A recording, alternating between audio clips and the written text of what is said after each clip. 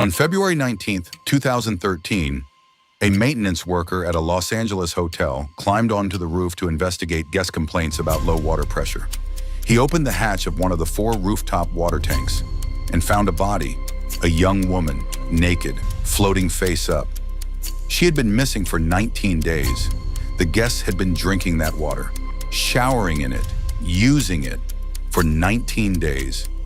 But the discovery of Elisa Lam's body was not the most disturbing part of this case. It was the footage.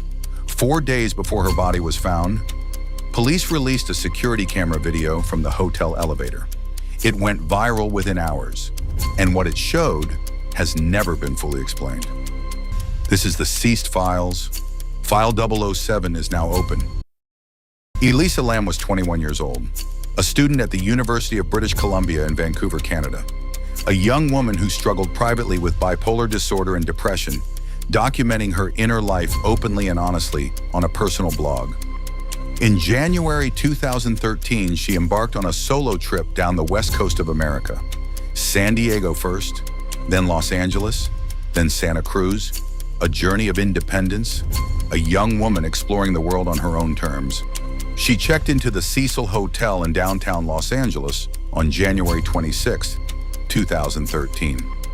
The Cecil Hotel has a history that most guests don't know when they check in. Over its decades of operation, it had been linked to multiple suicides, murders, and violent deaths. 2 of America's most notorious serial killers had stayed there during their active years. The hotel sat on the edge of Skid Row, one of the most densely populated homeless communities in the United States. Management had attempted to rebrand part of the building under a different name, hoping to attract younger, more optimistic guests. Elisa Lam was one of those guests. 3 days into her stay, her roommates complained about her behavior. She was moved to a private room. She continued to call her parents in Vancouver every single day until January 31st. On that day, she was supposed to check out and continue to Santa Cruz. Her parents did not hear from her. They called the police. When investigators searched her room, they found her computer, her clothes, her wallet, her medication, everything she needed to survive, left behind. Investigators had almost nothing to work with. The floor Elisa stayed on had no security cameras. The lobby cameras never showed her leaving the building. Scent tracking dogs followed her trail to the 5th floor, to a window with a fire escape, and then lost it completely. On February 13th, 13 days after Elisa was last seen, LAPD released security footage from the hotel elevator. It was the last known recording of Elisa Lam alive. In the footage, Elisa enters the elevator and begins pressing multiple floor buttons. She steps in and out of the elevator repeatedly, looking left and right down the corridor as if searching for someone or hiding from someone. She presses herself into the corner of the elevator. She peers around the doorframe cautiously. At one point, the elevator doors, which should have closed, remain inexplicably open for an extended period while she stands inside. And then, toward the end of the footage, she steps outside the elevator and begins moving her hands in slow, fluid, unusual gestures, almost as if she is communicating with someone or something that the camera cannot see. And then she walks away down the corridor. The elevator doors close behind her. It is the last anyone sees of her.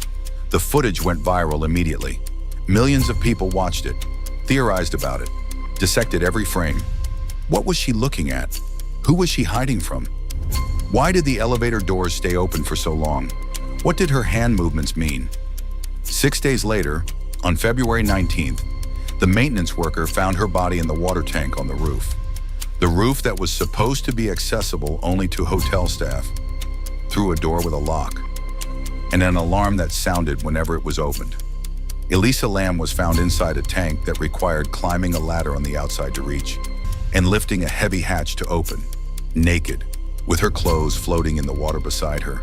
No physical trauma on her body, no drugs in her system, no signs of a struggle, just Elisa in a tank, on a roof she should not have been able to reach. The official investigation concluded that Elisa Lam's death was an accident. The Los Angeles County Coroner ruled the manner of death as accidental drowning, with bipolar disorder listed as a significant contributing factor. The lead investigator stated that in his opinion, Elisa had gone off her medication, found her way onto the roof in a mentally altered state, climbed into the water tank, and drowned. He stated that he and his partner had tried to work out how someone else could have put her in the tank without leaving any fingerprints, DNA, or physical evidence, and concluded it was not possible. On the surface, the case was closed, but the questions refused to close with it. The roof door had an alarm. Hotel staff stated it was working, yet no alarm was triggered on any of the nights Elisa was missing. How did she get through a locked alarm door in a mentally altered state without setting it off? The water tank required climbing a fixed ladder several feet off the ground and lifting a heavy metal hatch. Investigators who tried to reconstruct the entry concluded it was physically difficult even for a fit adult in full control of their faculties. The elevator footage, later analyzed by experts, showed the doors being held open far longer than normal. Some suggested this pointed to someone outside the frame holding them. Others concluded the elevator simply malfunctioned. No definitive answer was ever given. And there was one more detail that sent the internet into a spiral. The tuberculosis testing kit used in an outbreak in the Skid Row area, just days after Elisa's death, was called Lam Elisa, a coincidence so specific and so improbable that it became the centerpiece of countless theories, none of which were ever substantiated. The case was officially closed. Elisa Lam's death was ruled accidental, but the elevator footage remains, watched by tens of millions of people, studied, argued over, never fully explained. Here is what we know for certain.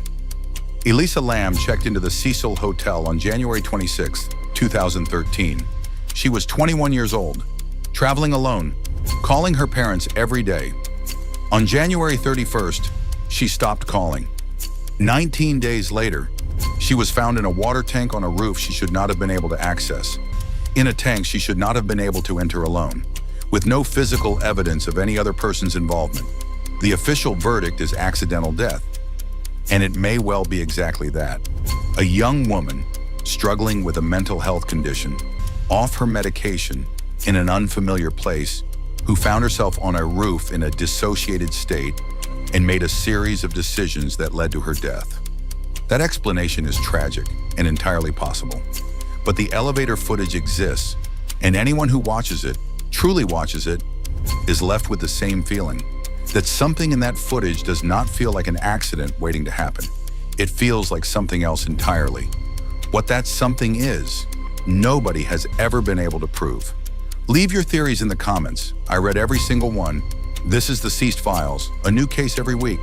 The investigation ceased. The truth didn't.